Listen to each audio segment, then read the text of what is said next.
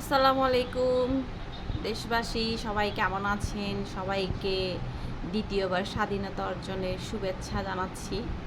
অন্যদের খবর তো যায় না, কিন্তু আমি অনেক বেশি আনন্দিত এবং অনেক নিরাপদ বোধ করছি। আজকে ভিডিওটা বানানোর হঠাৎ উদ্দেশ্য হলো, পুলিশরা কর্মবিরতি দিয়েছে, আবার কোথাও কোথাও আমি জানি না এটা কি গুজব না আদৌ সত্যি যে তারা বিনা শর্তে কাজে ফিরবে না। খুব ভালো কথা, তারা যদি সত্য দিয়ে থাকে তাহলে আমি মনে করব যে বর্তমান যারা দেশের দায়িত্ব নিয়েছেন বা যারা সরকার অন্তর্বর্তীকালীন সরকার যাদেরকে নিয়ে গঠন করা হয়েছে, ওনারাও যেন তাদেরকে 3টা সত্য দিয়ে দেয়।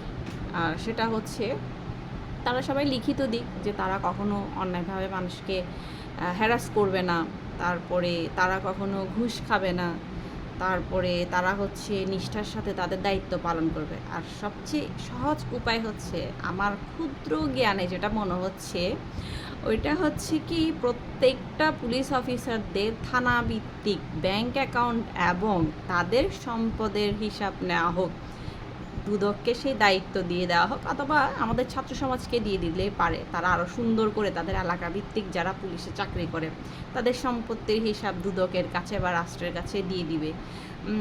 যেমন আমি আমার একজন পরিচিত এসআইকে চিনি, যিনি হলেন আমার কোনো এক প্রকার ভাই লাগে আর কি। তো তার চাকরির বয়স এখনও 8 থেকে 9 বছরও হয়নি, কিন্তু আশ্চর্যজনকভাবে তিনি বর্তমানে 2টা ফ্ল্যাটের মালিক হয়ে গেছেন। একজন, আমার প্রশ্ন হচ্ছে, একজন এসআই কত টাকাই বা বেতন পায় যে সে 2টা ফ্ল্যাটের মালিক হয় এত দ্রুত? তো ঠিক ওভাবে প্রত্যেকটা পুলিশ অফিসারের এবং পুলিশ কর্মকর্তাদের ব্যাংক অ্যাকাউন্ট এবং সম্পদের হিসাব নেওয়া শুরু করুন। তারপরে যাদেরকে উপযোগী মনে হবে তাদেরকে শর্ত দিয়ে ফিরিয়ে আন, কোনো সমস্যা নেই। তারা যদি এটাতে এগ্রি হয় যে তারা তাদের সম্পদের হিসাব দিবে, হ্যাঁ, তাহলে আমরা মনে করি রাষ্ট্র তাদের শর্ত মেনে নিয়ে তাদেরকে নিরাপদে কর্মস্থলে ফিরে আসে সুনিশ্চয়তা দিবে। কি বলেন আপনারা? হয়ে যাক তাদেরকে, তাহলে তারা যদি শর্ত দেয়, আমরা সাধারণ মানুষ আমাদেরও শর্ত আছে যে প্রত্যেকটা পুলিশ অফিসারের ব্যাংক অ্যাকাউন্ট এবং সম্পদের হিসাব তারা জমা দিবে রাষ্ট্রের কাছে। কেমন হবে তখন? খেলা সমানে সমান।